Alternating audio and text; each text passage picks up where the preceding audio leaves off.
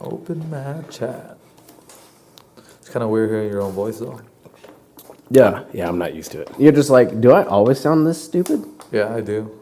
Are we starting? Yeah. Oh, awesome. All right, guys, this is our first time doing a podcast. I have Geo Martinez here, and I have our friend Ethan Goss here. Geo just came down and taught a seminar today at our gym in Georgetown, Kentucky. Kentucky? Kentucky. Kentucky. We're going to go ahead and interview Geo a little bit here and ask him some questions and just about life and jiu-jitsu. So that's all you, man. What got you started? Pretty much my story is like, I grew up breakdancing. That was my first passion. I was in a crew called the Freak Show. I pretty much battled as much as I could. Got super obsessed with dancing and battling. And, I got a little older and I've been dancing forever and doing the same things over and over. I just kind of got distracted, from loving dancing like I did when I first started. So I just got a little bored, really. And I needed something new because really I was going down a dark road at that moment. I was like just partying too much. I was just getting faded and going out and about and not taking care of my body at all. And one of my buddies just introduced me to jiu-jitsu, and ever since that day, my life has completely changed in many ways. But it was just really, I was looking for something new, and the universe answered it by showing me jiu-jitsu. So was your first jiu-jitsu class gi or no gi? Definitely no gi. I never actually done any real gi classes. I had a lot of training sessions, and I've done some camps with people like Cobrina. I trained with Cobrina a little bit in the gi, and I trained with Majid Hodges, a little bit in the gi. And I done a lot of gi stuff for fun, just to mess around with, but my real passion is no gi. Right on. You got into it, decently young-ish. Yeah. I mean, you're still a kid, 23? No, I'm not a kid. I'm 31. No, but when you got into it? Oh, yeah, when I got into it. Like 23, 24? I was 23. Like 23. Did you ever consider, fighting, especially coming from San Diego? I mean, not only is there a huge jiu-jitsu culture, there's still a huge fight culture. I feel like I always wanted to fight. I love... fighting right. MMA, yeah. I always liked watching, MMA, like UFC and whatever, everything. I seen Pride, everything you can imagine.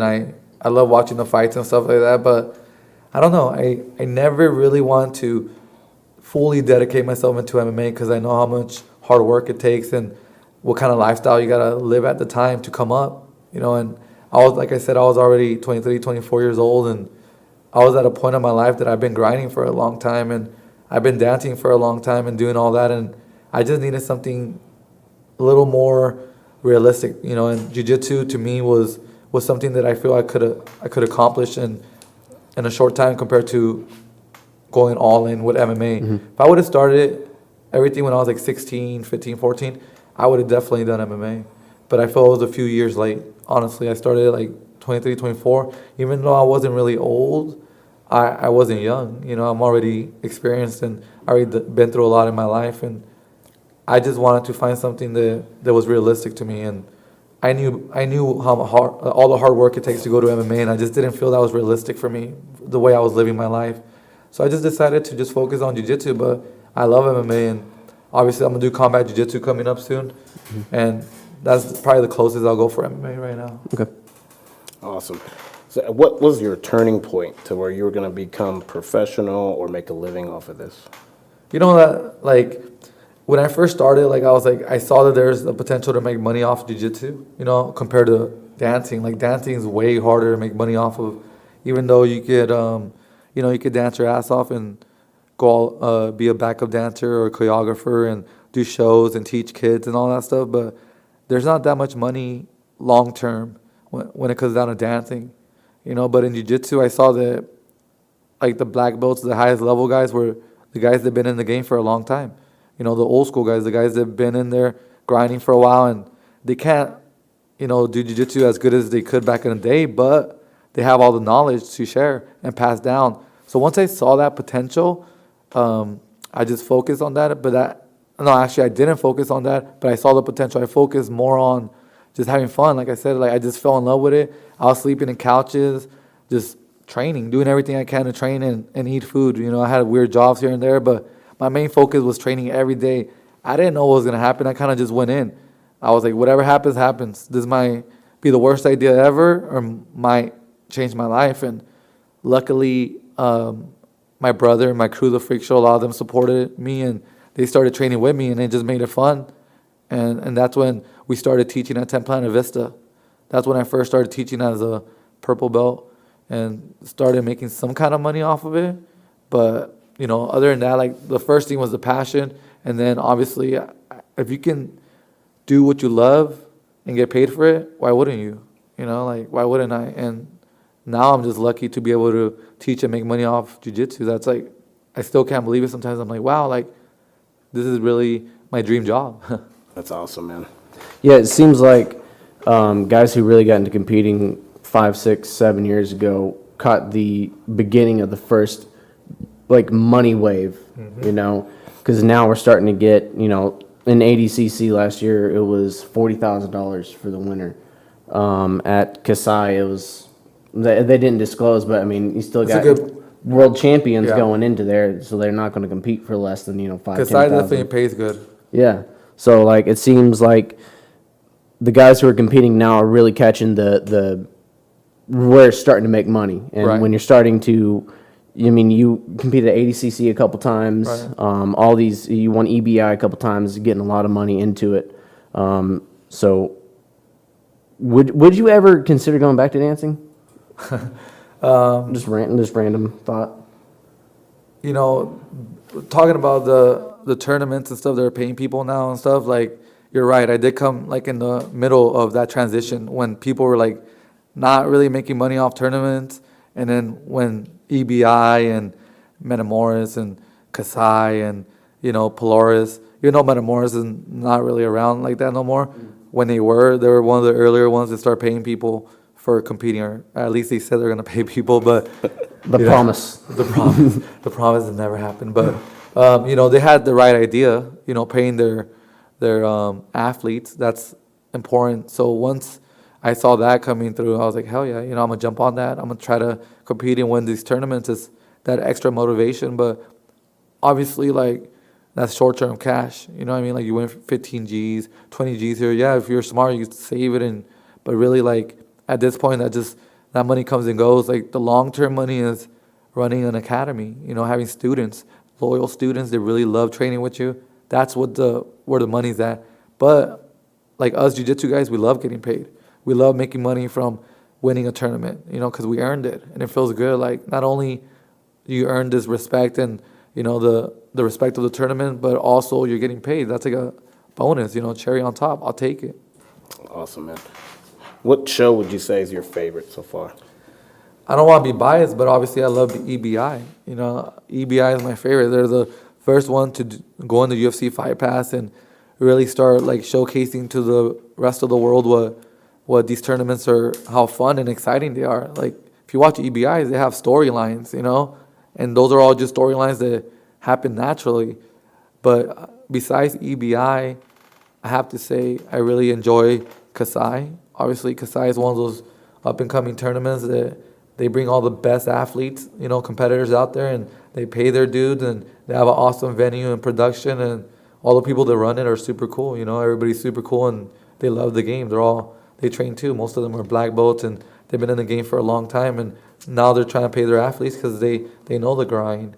And other than that, I really like Quintet. I like Quintet's format. I like Quintet's production, and I just like the energy they project in that tournament. It's very, like it's somewhat traditional, but because Japanese style, they do everything kind of like traditional and with respect and honor, and I just like that vibe they bring out. It's like an old school tournament turned into a new school style of paying their athletes and doing all that, because they also pay their athletes pretty good. Everybody gets paid in Quintet. Everybody that competes get paid. So win or lose, whether you win or not. Right. You go in there, have one match, 2 matches, and make a couple G's. Like, pretty crazy. There's not a lot of tournaments that guarantee you money just to come and show. Right. Well, those guys both came from MMA. Yep. So they're used to getting the show money. I think that's always been a thing in MMA. I mean, since they stopped doing the tournaments, there's always show money. So, Yeah. I mean, I don't think anybody should do anything for free. yeah, what I mean? 'Cause- exactly. Especially a violent martial art where I could potentially get permanently hurt. you Yeah, know? it's not easy. Like, this game is not easy. There's only a certain few that could really play it to the highest levels when they're getting paid. You know what I mean? So, like, at this point, it's like, even, like, my brother, Richie Boogeyman Martinez, he's throwing tournaments for lower belts and paying them, to just come in and have a super fight. Same thing with Fight to Win with Seth. You know what I mean? Those guys are paying blue belts, purple belts. They're getting paid. Not white belts. No one pays white belts, right? I'm just They're barely people. Yeah. Who are white belts? Yeah. What about your matches? Do you have a favorite match or? I feel I have a few matches out there that stand out to me, but I think like my favorite matches are my biggest matches. Like when my first one that I feel I broke through was when I competed against Jeff Glover. Jeff Glover's he's like a American jiu-jitsu like phenom. Everyone loved him. I loved him. I still do, and just to compete against him, it was an honor. Because I remember coming up and just watching footage of him and being like, this is, I don't even know, like, this is a whole different level. He made it exciting for me. So when I got to compete against him, it was like, I kind of saw it happen. I wanted it to happen like in a vision, and it ended up happening. And luckily, I ended up winning that match in EBI. But, to, like, beating Jeff Glover, in my eyes, put me on the next level. Like, people start noticing me. But, I like both matches with Jeff Glover. The one I had in ADCC in Sao Paulo was fun too, and it was like the rematch. Like, he wanted to beat me, and I didn't want him to beat me because I didn't want to go 1-1. And we went hard, I had to do a little controversial slam, even though it's legal. Some people didn't like it, Some people were like, that's fucked up, that's messed up. It's like, I'm not perfect, dude. I made a mistake, put myself in a bad position. I know the rules, and I play the rules, and I don't want to hurt anybody. I mean, trust me, there's different levels to it. Like, I had control of that slam, and it was just to open him up. And I slammed him. If you watch it, I slammed him twice. One before, a little one, and I told him I'm gonna go all the way up, and he didn't let go. That was his chance, and he took it. He was fine. He didn't have a broken back, broken neck, or anything, and just opened up the guard, and I passed, and they were getting points and winning that match. That's why those two matches stand out to me. But then, also like Eddie Cummings' match in EBI 10, because at that point, no one has beaten Eddie Cummings in EBI ever, or, no one has seen him tap in a long time. So when it went overtime, I just knew my game was different, and I have that finishing power, and, getting that armbar on him it felt so good just to win that in Mexico too, like that's where my family's from. So to win in Mexico, and just kind of, at that point, we had more of a rivalry with DDS, like versus 10 Planet. A lot of people, because we're the only people really doing good in EBI and winning the submission only tournament. So just to beat him and kind of like make Eddie and my brother and those guys proud of me too, I felt like I won a lot that day, and it just felt really good. That was a great match. Thanks, brother. Yeah. Now, so opening up your own gym now, that's a scary thing, right? Yeah. Opening up your own gyms, like, some people are good at doing jiu-jitsu, but some people are not that good in running their business or teaching. All those things, you hear that all the time, but once you actually see it, you're like, wow, you experience it, you're like, you see it, and you realize that not everybody is the same when it comes down to teaching or, running a business. You see all these high-level black belts that are super successful on the mats, but they can't even have a school open longer than a month. You know what I mean? Because they're not into it. They're not passionate about it. The thing about me is, like, I fell in love with teaching. I fell in love with running a gym. And I'm a student of that too. I don't know everything about running the business and being the best coach ever, but just like I did in jiu-jitsu, I'm learning, and I have mentors that are helping me out and giving me advice. And I realize it's hard to do everything by yourself. You know what I mean? Exactly. So kind of, finding a good mentor has benefited me and my brother in many ways. Yeah, it's a big leap. It's a big leap, but it's worth it. Did you kind of model your teaching style after Eddie's? Somewhat, because I realize people love to train hard. They love, really good technique setups and all that stuff, but they also like want to connect with you. They want to feel you out. Like Eddie, why people love, like I love Eddie, is because when he teaches, he also explains stories of the move or like references, and then obviously Eddie sometimes he's known to just start talking about some random ass conspiracy sometimes, you know what I mean? Like, but I like it because it makes practice fun.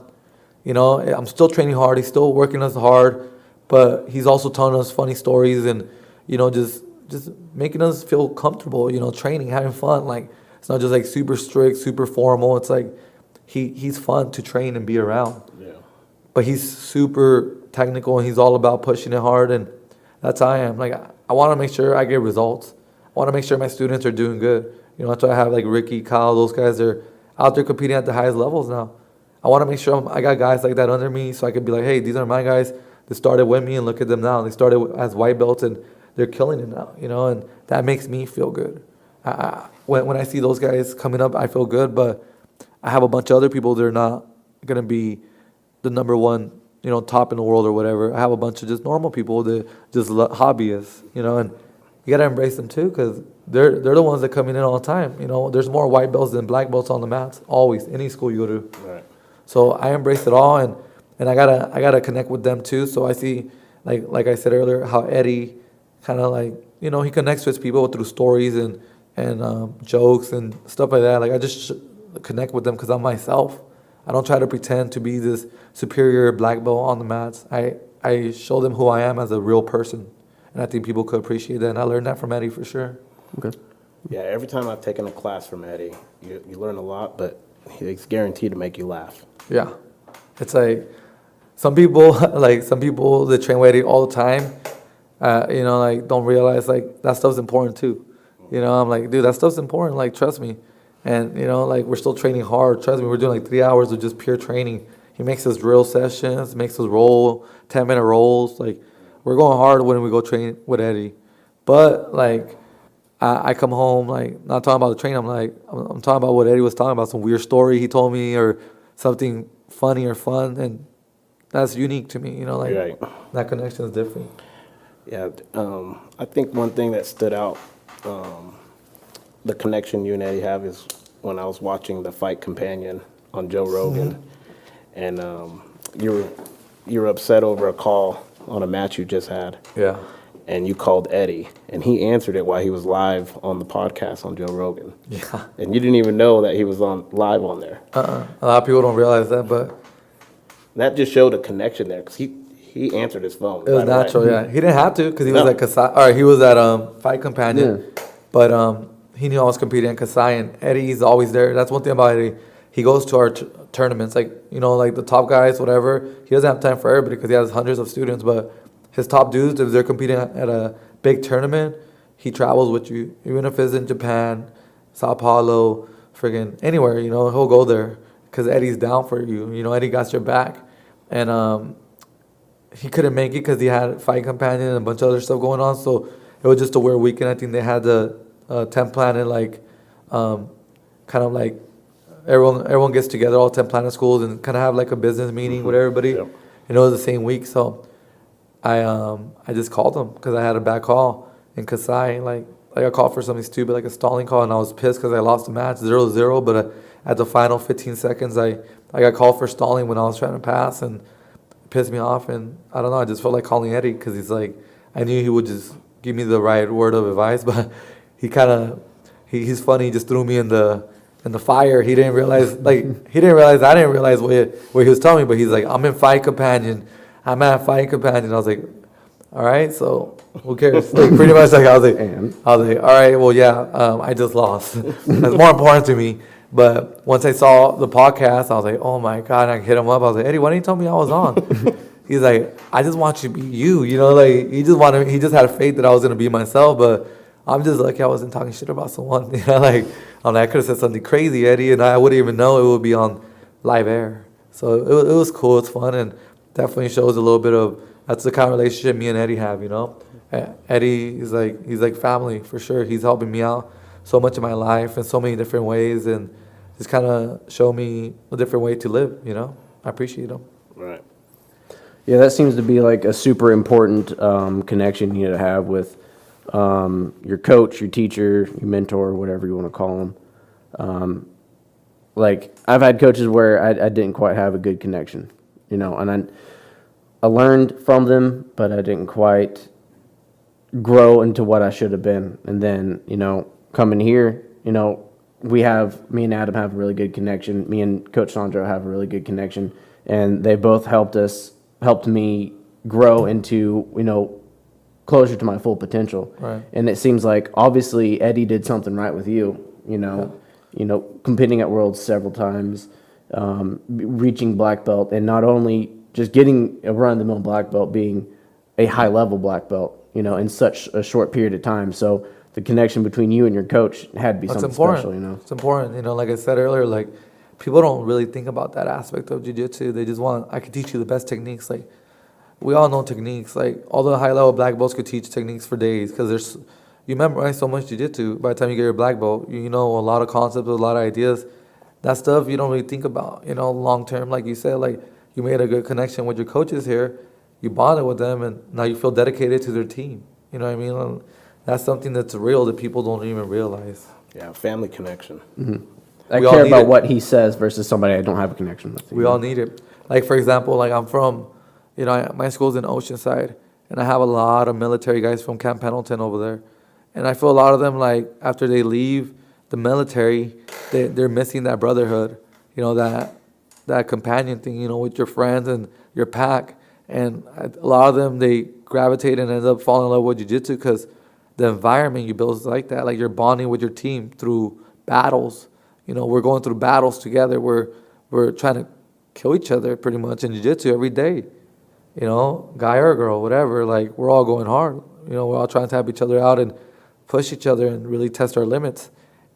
You're growing with each other. You guys are going through good and bad with each other, and that experience, like, is special. You know what I mean? And a lot of those guys, they see that, they feel that. You know, because when they go to war, it's way different, obviously. Like, you know, way in a whole different level. But when they come back home, they need that. You know, they feel like they need somebody to be around them because it's easy for them to slip away and just kind of be alone and get depressed. And, Right. you know, I seen a lot of guys come up to me and tell me, like, thanks, coach, for, you know, bringing me into a squad and, you know, making me feel at home, giving me a brotherhood. And that's the kind of thing. Some people call it brotherhood, some people call it family because obviously there's women and children and everybody is involved in jiu-jitsu. And I'm friends with people that I never thought I would be friends with, which is crazy, you know. Like, some of my students, I'm like, we would never meet in real life, like, if it wasn't for jiu-jitsu. But now they're like my best friends, they're family, which is crazy. Yeah. I'm never going to meet an engineer at Toyota just in my everyday life. No. Here you do. But here I do, yeah. It's true. Yeah, It's it's true. true, man. You meet all sorts of people. Jiu-jitsu attracts all sorts of people. Yeah. That's how we met. Yeah, it's true. And it kind of, to me, like I said earlier, it's like earlier when I was teaching the seminar, I said that what's beautiful about jiu-jitsu is, like, you could travel the world and not even be able to speak people's languages and still bond with them.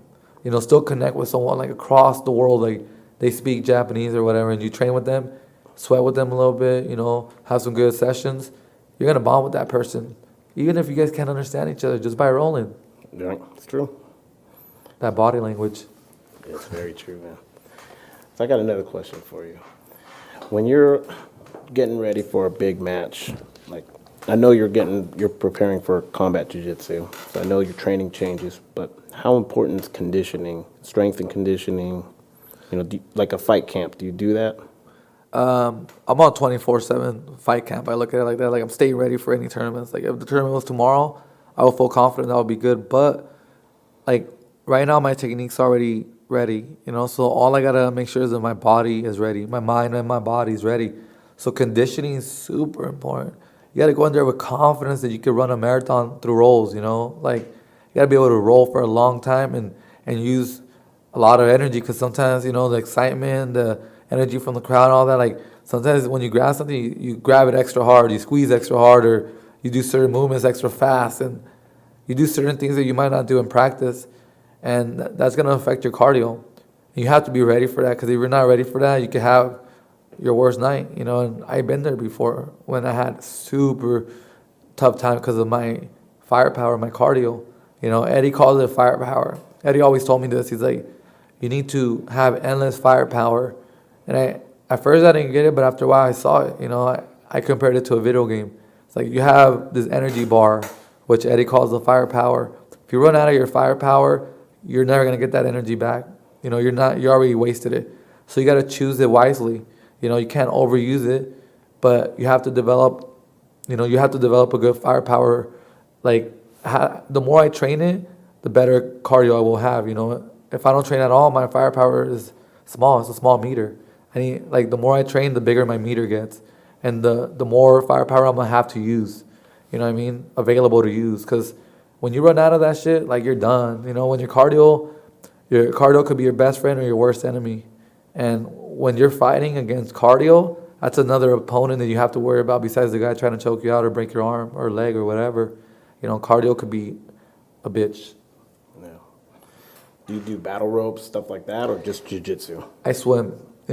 My favorite thing to do for cardio is swim. I swim a lot, and I try to swim as much as I can.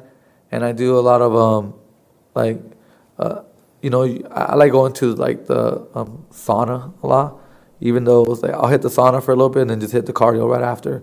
So I'll do a lot of swimming and biking. It's the main two things I use. I don't really like running that much. Obviously, I like playing legs and stuff, so I don't want to put too much impact on my knees and legs, really. So when you're running, if you have bad form or your knees are bad, it's not really good for you. But when you swim and you bike, it's there's no impact on your body. I'd rather do that. Do you bike the trails around Oceanside or just the streets? The beach, I ride it all over Oceanside, but mainly I just hit the gym. I just go to 24-hour fitness after class or before class and just do my cardio there.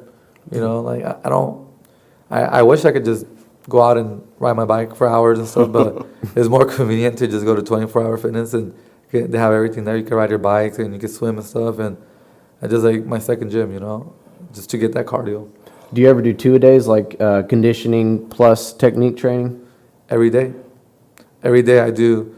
My schedule's I don't do the 6 a.m. class, really. That one's I'm not a morning person, so my first class is around 12. And then from there, I have a midday class that sometimes I go really hard, sometimes I don't. And then I have a later night session, which is more around 7 p.m. to 9. So in between, if I don't really train hard, I'll go to the gym for the most part. And if I have a tournament coming up, I try to go to the gym all the time. So I'll train at least 2 hard sessions a day and then a cardio session.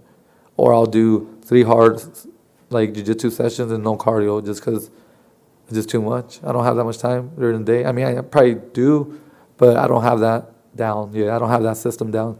My system is just train hard for 2 times and then hit cardio once a day at least. Right on, man. Now, cross training, believe in it? I love cross training. I love cross training and meeting new people from different gyms and different ideas, because I can learn from anybody. Really, I can learn from anybody, and I could, gain something from meeting new people. It keeps me open-minded when you travel and meet new people and be open to their ideas or just conversation, whatever. I love cross training and just meeting new people. So for people to think that I go cross train all the time at Atos, and those guys and stuff, and they all welcome me there, and everyone's super cool, and they don't have to. I'm another black belt from 10 Planet, but I think now new school mentality is more let's all just train, and whoever's better is better. There's no secrets hidden anywhere because there's nothing new under the sun. A lot of guys want to hide this special technique. What is it? There is no special technique.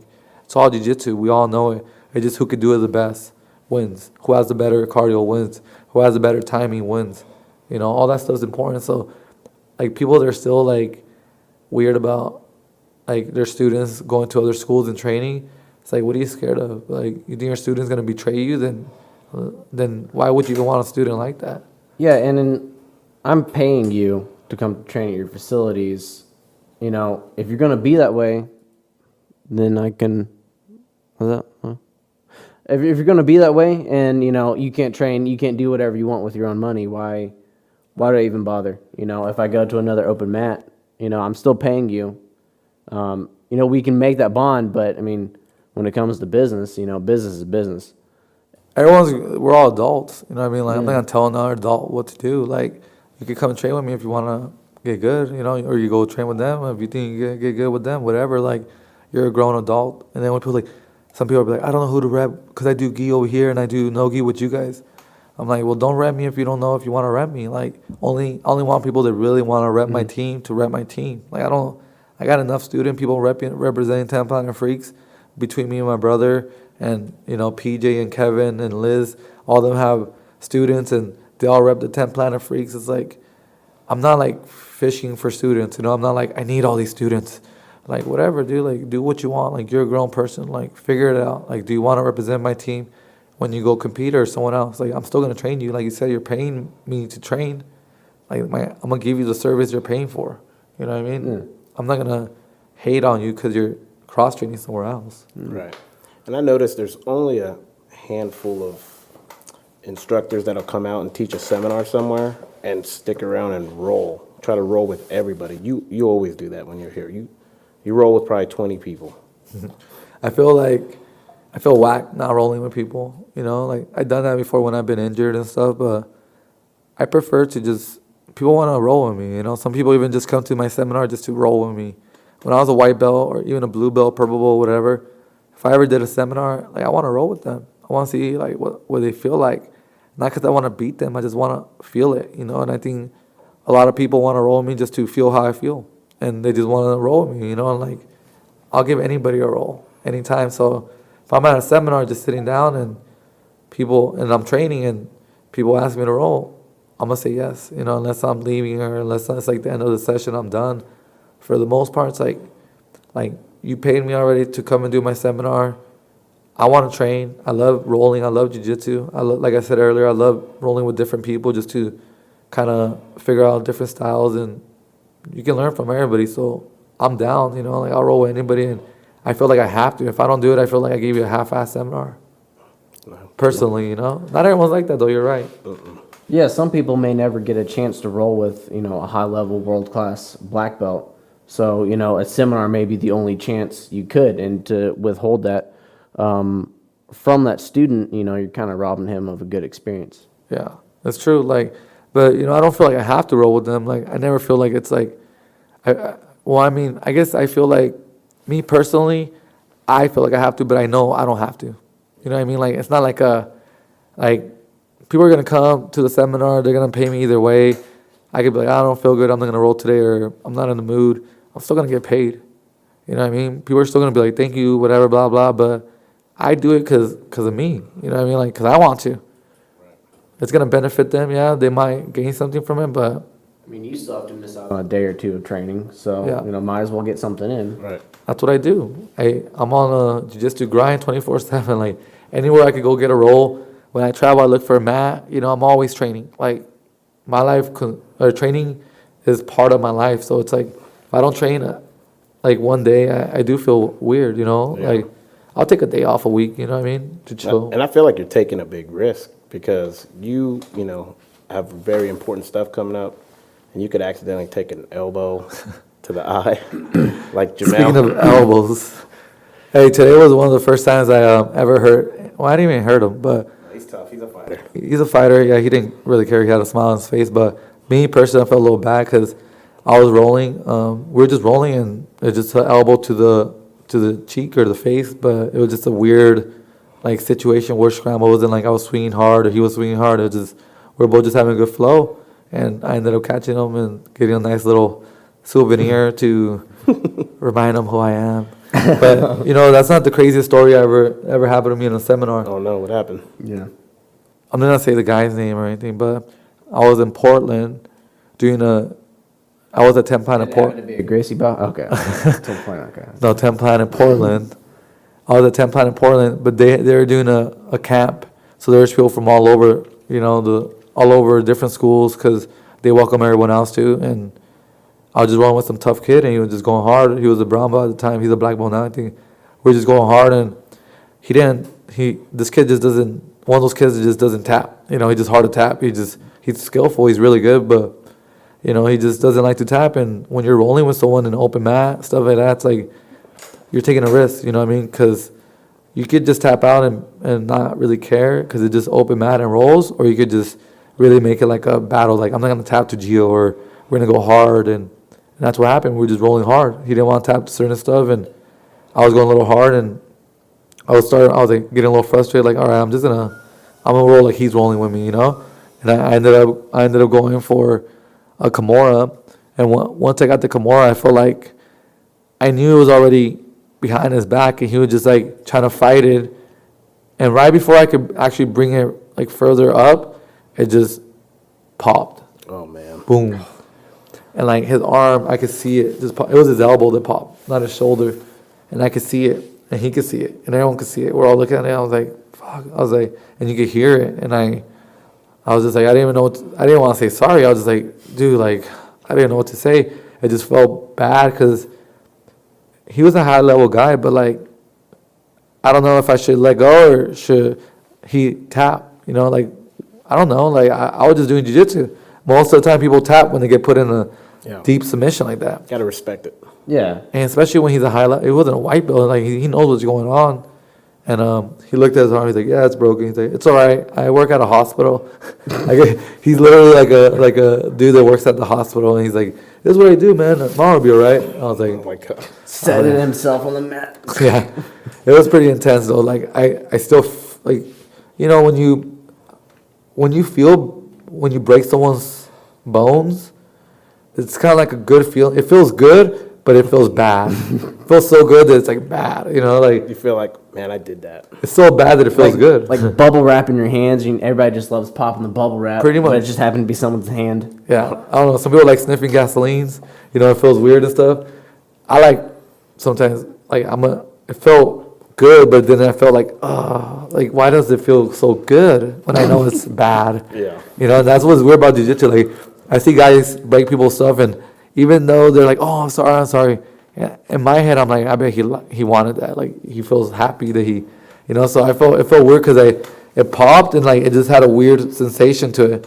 And I was like, man, this would have been cool if it was in a tournament, but the fact that it was that open mat, I felt like a douche. I'm not gonna lie. That happens, bro. How often do you run into stuff like that? Run? No. Run into like Oh. guys trying to be tough guys, trying to show, Mr. Seminar guy. You know, I was talking earlier to Adam, and I was saying that people come to my gym to challenge me still. I still see guys come in, like black belts from other schools. Like, I don't want to say names, but people come in, they'll literally say, I just want to see if you're legit. I want to see how good, I want to see if you're good or not, you know? And they'll try to test me. And I welcome all that because not only me, but I have a bunch of killers at my gym, and they all want to get tested too. I travel to go find people to roll with, you know what I mean? So they could give me good battles. So if someone comes in and gives me a good battle, it's like, thank you. I like it. I embrace it. And you'll be surprised how much people do come in and try to challenge me, mainly bigger guys. I realize like it's just like bigger dudes. Mm-hmm. You know, no one my size ever came in and challenged me. It's mostly like bigger dudes. And I'm like, all right, I'll roll with you, you know, and it's fun. Like I'll roll with anybody, but they'll have to go through they're not just going to roll with me. If they come to my gym, they're going to have to roll with my squad and go through a nice little training session right there. When I have a lot of killers there, they love fresh meat. You know, people come in and it's fresh meat. I remember one time, this is an off story a little bit, but AJ Agazam, like we have beef. You know, like he talks shit about Templan and I didn't like that and whatever. We have a little bit of history. And randomly he shows up to my school. I wasn't there. I saw it on his Instagram. Right. That's the only way I found out because I saw in one of my students, Kyle Chambers, calls me. He's like, hey, dude, you wouldn't be, or maybe it was my friend Chris, one of our older dudes at Tempano. She's like, Chris Droz. He actually called me. He's like, dude, you won't believe who's in the parking lot. I was like, who? He's like, AJ. And I thought they were just messing with me. I was like, this fool really came to my parking lot? And then I was eating lunch with my girl, and I was like, should I come over there or what? Like, is he trying to go in the gym or what? What's up? Like, no, he just took a picture and left. So, like, super weird for him to just come by. I would love for him to come by and challenge me. You know, like, I was like, is he like, if there's a challenge, then I'll be at the gym get our cameras ready. We're going live, you know. That's what I like. Like, let's do it. But it wasn't that cool. He just took a picture and put it on Instagram and said, "This is my new home" or something weird like that. It's like, all right, bro, you didn't even walk in. You didn't even, like, see me. You didn't see anybody. Like, you took a picture of the outside. Like, you didn't come in my gym, dog. You went to a parking lot, open park, big-ass parking lot, you know? Was Chris the guy that was standing in the doorway? No. That's one of my white belts. They just walked. One of my newer white belts, he's funny. He just literally wears, like, spats and rash guard. You know, those guys, every gym has one of those guys. They just wear spats and rash guards, and I had to tell him to make sure he wears, like, something underneath so no one sees his wee-wee everywhere and shit. And you know, those guys and stuff that make girls feel uncomfortable a little bit because their outfit is, like, it's too much, you know, like. But, I mean, whatever, it's a no-gi. People do some crazy stuff in no-gi. Before, it was, like, ballet toodles and shit, you know?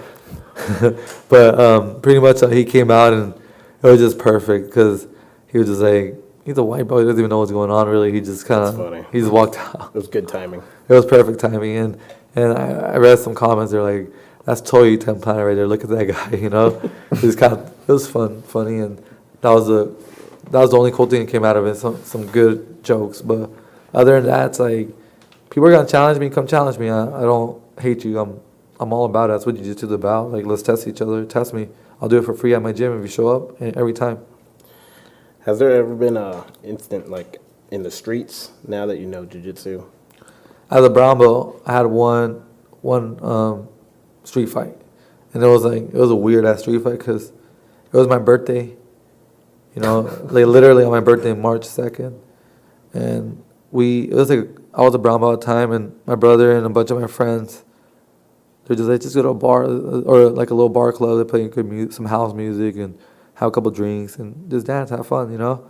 So I was like, all right, cool, sounds like a plan, and we all went out that night. Normal night, having fun.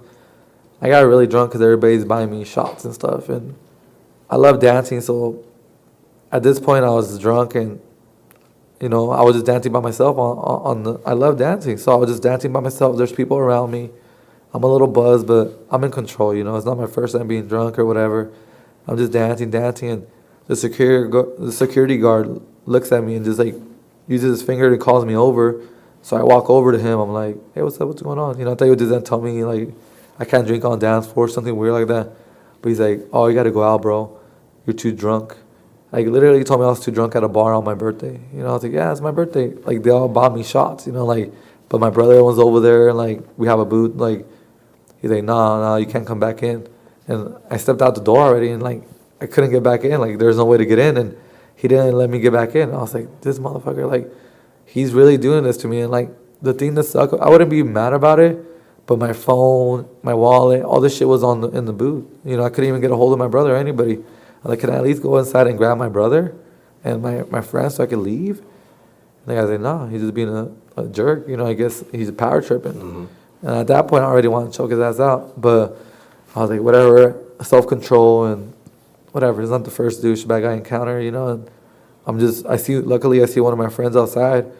He was with us, and his name is Mirage. We call him Mirage. He was part of my crew, the Freak Show. I used to dance with him, and he's also a blue belt in jiu-jitsu. And I just hit him up. I was like, yo, can you go in there and get my Richie and Chris or whatever so we get the hell out of here? Because they're not allowing me to go back in because I'm too drunk. So he walks in there, or he tries to walk in there, and they deny him as well. You know, they tell him he can't go in because they're freaking hating on him at that point. No reason. Like, for reals. Like, and I was like, what the fuck? Like, it was just like, I was drunk. At this point, I'm angry. And they're, like, looking at us, and I feel like they're talking shit about us. So I was like, I don't know, this is so stupid, but I was like, I just point at them and laugh. Literally, like, it's such a little kid thing to do about it. I'm just going to point at them and laugh. And we just started pointing at them and laughing. For no reason, just random ass shit, you know, like little kid shit. And then two guys walk out, and suddenly those two guys that walked out were talking to the security guards, two security guards that were there. And they were like talking to each other and pointing at us. And then the two dudes just started walking up to me. They're like, you talking shit? They're like, we just got back from Iraq. We'll kill you or something. Where then I'm like, all right, like, what about Iraq? Like, you know, he's like, you know about Iraq? Like, I just got back from Iraq. We got a lot of, like I said, I'm in San Diego. There's a lot of bases over there. I have a lot of friends that are military, but these guys were just drunk military guys trying to look for a fight, probably because their friends told them we're talking shit. And they looked at us, they probably thought we were just some hipsters. And I was like, whatever. He just walked up to me. As soon as he walked up to me, I just double legged him. I don't know if I jabbed before the double leg, but I just remember double leg, like taking him down. I ended up on top. I was like so drunk that I was like, I just didn't have my base together. Like I just kind of like, it happened fast. Like, I took him down, and then he scrambled and rolled me over real fast. Like I was like, what the fuck? Because I'm so used to just playing my guard. I was like, whatever, like it felt like I was doing jiu-jitsu, but once he rolled me over, like panic mode came out. Like, I'm not gonna get punched by this fool. So I went double underhooks, locked down, came up to dogfight, and got back on top. And once I got on top, I just mounted him and threw a couple ground and pound, and then some dude sucker punched me in my face. Like I couldn't even see him coming. And while I was on top of this dude, I got sucker punch in my nose, like right above, my, like on my nose, but just like right above it a little bit. So if he would have got my nose, right between your eyes, right there. If he would have got my nose, he probably would have broke my nose. You know what I mean? Because he got me pretty good. And I kind of just like fell back, and then we were just at that point I was just trying to get up, and this big old fat dude, the security guard, tries to rear naked choke me. No joke, no joke. He's trying to rear naked choke me, and I'm just like, the fool's not gonna choke me, and I just kind of like just got out. Once I get out, I feel someone push me hard against the wall, and it's the cops. You know what I mean? And they put me against the wall. They're like, calm down, blah, blah, blah, like screaming, and I tell them, yo, it's me and my friend Mirage. He's short. It's me and my friend Mirage. He's, against these 4 dudes, and the cops saw those 4 dudes, and there were some big dudes with them, and they thought that we were just like some whatever guys, they didn't know we trained, and they're like, you guys just go. I was like, or my friend, like, it's his birthday, man, can we just go? And he's like, all right, you guys just go. And as I was leaving, my brother and my other friends walk out. My brother starts going crazy. What the fuck? Boogeyman just like ready to knock everybody out. And I was like, where were you? And he's like, dude, I was looking for you the whole time. And I was kind of mad at him. I was like, where were you, dude? These 2 try to jump me and stuff. Short story long, I saw the same guy at ADCC trials, one of the security guards at ADCC trials. He was going up to Eddie Bravo asking him for an autograph. Straight up an autograph to Eddie Bravo. And I was like, I told my brother, I was like, is this a fucking fool right here from the club? And I went up to him. I was like, hey, remember me? He's like, no. I was like, yeah, you guys tried to jump me at your bar, at your club. He's like, I was just doing my job. I don't know who you are. I was like, yeah. I was like, you guys, I was like, I'm not even tripping on that, dude, but that's some whack ass shit right here, And he just saw me. He's just like looking at me, whatever. And my brother was behind me, and I'm not gonna fight someone in a jiu-jitsu tournament, but it was just like I just let him know, like, now you know who it was, And I trained too, bro, and I guess he was a blue belt or something like that, but I don't know what ever happened to him. I know who he trained with, and his black belt's cool with me now. So I don't know if he still trains there or not, but that was the last time and only time I got in a fight when I was training jiu-jitsu, They're kind of lucky Boogeyman wasn't out there. Richie would have been crazy. He was an active fighter then? Yeah, he was fighting pro at that time, and Richie was ready to, and like Richie's good at jiu-jitsu, but he'll knock you out too. I seen Richie knock out. Richie's been in more street fights than I have for sure. Because Richie will just knock you out and walk away. But Richie's so cool. Richie's like he's way more nicer than me. But if you push him off the ledge a little bit, he's not gonna think. I'll walk away. Richie will just probably punch you. Yeah. And he's a big dude too. Yeah. He's a big dude. Oh yeah. Yeah, we visited his gym when I took Little Man out there to compete. Nice. And he welcomed Little Man like his family. Yeah. Get in the kids class. At the end, he gave him a rash guard. Him and Liz. And then he saw us waiting outside. I was about to call an Uber. And he goes, "Where are you, downtown?" He's like, "No, man, get in my car." Yep. And took us. Everyone knows Richie. He's like that. That's why if you look at Richie's morning classes, he has like 30 people in his morning class. Yeah, 6 a.m. No one else does that. No one else could pull a class at 6 a.m. and have 30 people plus like that. Because Richie's a real dude. Richie, he's close to his team, and I learned that from him too. Yeah. You know what I mean? Like, he's always making sure when people come out of town, always hooking them up.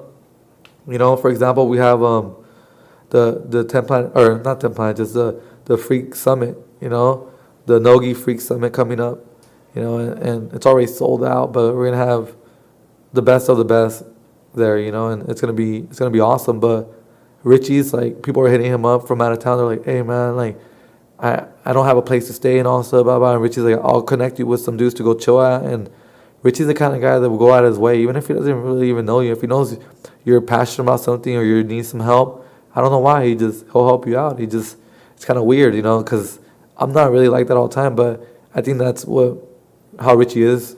He's just a nice dude, and people appreciate that. And that's why he has over 1,000 students at his dojo. Yeah. It's crazy. Well, he's your brother, though. So, what are some shitty things to say about your brother? Everybody talks shit about their brother. Richie, let me see. He likes Disneyland way too much. Every weekend. Every weekend, him and his wife go to Disneyland all the time, and he loves it. He just has fun there, and I guess I like it too. But I'll go once with him and feel burned out. Like I did a whole jiu-jitsu session, or I did a tournament or something. Trying to go all these rides and blah blah blah. But Richie got it together. He knows exactly where to go, what to do, and he's a Disney guy, dude.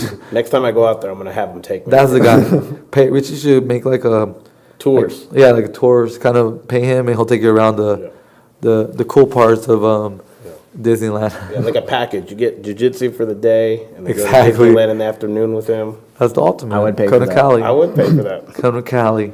I'll tell Richie you guys be the first ones to sign up. I need to have him out here.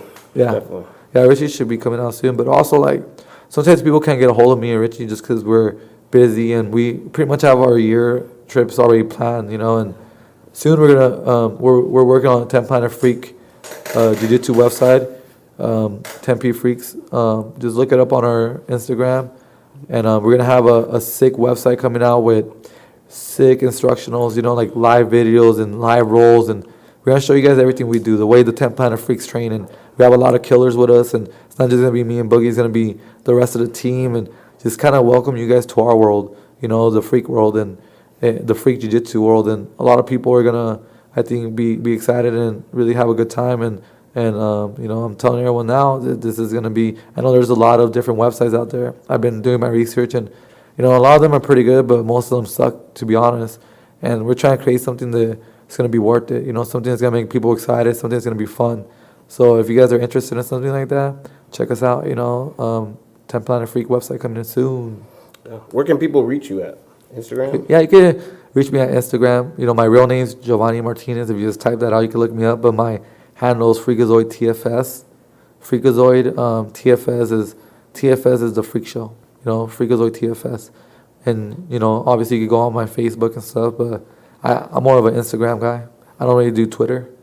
I don't even know how to use Twitter. I have it, but I don't really use it. So if you want to find me, best way is go on Instagram or Facebook. Richie's all over. Just look up the Freak Bros. Right.